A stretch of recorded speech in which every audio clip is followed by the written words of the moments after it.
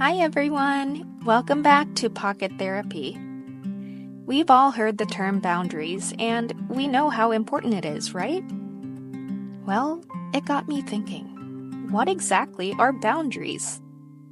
I don't remember learning them in school, and my parents certainly never talked about it with me either. In fact, I think they might be the ones who cross my boundaries the most. For those of you who never got this very important education and are just as confused as I am, don't worry, I've got your back.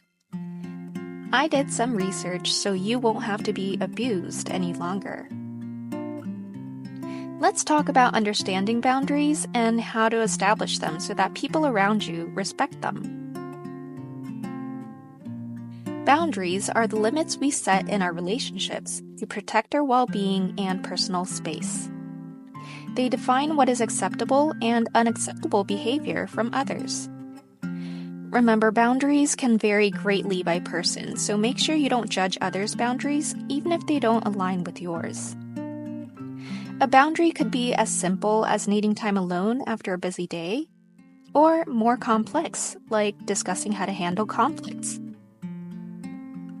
To be honest, I don't think I've ever taken time to think about these things carefully, which may be the reason why I let so many people walk all over it. If I don't know how to protect myself, how can I expect others to do so? Now that we have a big picture of what boundaries are, let's discuss how we can go about establishing them. I will give you several topics that make up the basics of boundaries, and we can go from there. First, consider your personal values. What are your core values and beliefs? What principles mainly guide your behaviors, decisions, and interactions with others? These values are deeply ingrained in you and reflect what you consider most important in life. Examples of core values are honesty, integrity, respect, compassion, and responsibility. Beliefs, on the other hand, are the convictions you hold about what is true or important, often shaped by your experiences, culture, religion, and upbringing. Together, they form the foundation of your worldview and influence how you approach various aspects of life, including relationships, work, and personal growth. Now reflect on your needs and what makes you feel comfortable and safe. Start by reflecting on past experiences. Think about moments when you felt uncomfortable, stressed, or anxious in your relationship. Identifying these situations can help you understand what your boundaries might be. How did you feel and react in different situations? Do you remember the times when you felt relaxed and secure? How about when you felt stressed or uncomfortable? It's also important to identify triggers. Think about specific events or behaviors that trigger discomfort or stress. Now, consider what makes you feel respected, valued, and safe. Think about when you felt respected and valued in relationships, whether personal or professional. What behaviors or actions from others contributed to those feelings? List qualities and behaviors that make you feel respected, such as honesty, active listening, and empathy. Consider what actions make you feel valued, like appreciation, acknowledgement, and support. Reflect on your boundaries and how they are respected by others. Notice how you feel when your boundaries are honored versus when they are ignored or crossed. Consider your needs. Think about your emotional, physical, and psychological needs.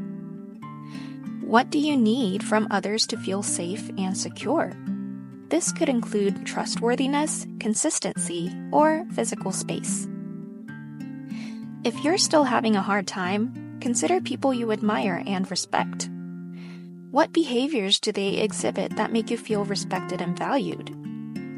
How do they create a safe environment for themselves and others? Think about what you consider most important in your life and relationships. Once you have your boundaries set, discuss them openly with your partner or loved ones. Now, these boundaries aren't set in stone, your boundaries should always be malleable. Going forward, pay attention to your interactions with others. When do you feel the most comfortable and why? Are there specific conversations or actions that consistently make you feel good about yourself? It can also be fun to ask trusted friends or family members about what they see as your core values and needs. Their perspective can offer valuable insights you might not have considered. But most importantly, listen to your gut feelings. If something feels off or uncomfortable, it's important to acknowledge that trusting your intuition can help you recognize situations and behaviors that align with your sense of respect, value, and safety. Now that you know what your boundaries are, it's important to address the situation promptly and assertively when they are crossed. Don't just ignore or forgive too easily like I did, because it does not lead to good results. Recognize and validate your feelings. It's important to understand that it's okay to feel upset or uncomfortable when your boundaries have been crossed. Try to remain calm and composed, taking a moment to breathe deeply or step away from the situation. This can help you approach the issue with a clear mind. Address the person who crossed your boundary using I statements without blaming them. For example, you can say, "I feel uncomfortable when you speak to me that way." Be specific. Clearly state what boundary was crossed and why it's important to you. Being specific helps the other person understand the issue and what needs to change. If necessary, outline the consequences of continuing to cross your boundary. Make sure the consequences are realistic and enforceable. For example, you can say, "If this happens again, I'm going to need to take a step back from our interactions." They might not initially realize they crossed a boundary in their perspective, but stay firm on your needs. Sometimes people might not immediately respect your boundary.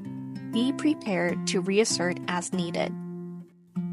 If the boundary crossing continues, or if you feel unsafe, seek support from friends, family, or a professional. They can offer guidance and help reinforce your boundaries. After addressing the situation, reflect on how it was handled and what you might do differently in the future. This will help you adjust your boundaries, if necessary, to better protect your well-being. Dealing with boundary violations can be stressful. Engage in activities that help you relax and recharge, ensuring you maintain your mental health and emotional health. Don't let yourself be eaten up by negativity, okay? By taking these steps, you can effectively handle situations where your boundaries are crossed, ensuring that your needs and well-being are respected. If you're still lost, I have a gift for you. I'm providing a link in the video description below to my free downloadable workbook that will guide you through setting up your own boundaries. Thank you for watching, and please support my channel by liking this video and subscribing to my channel. Bye!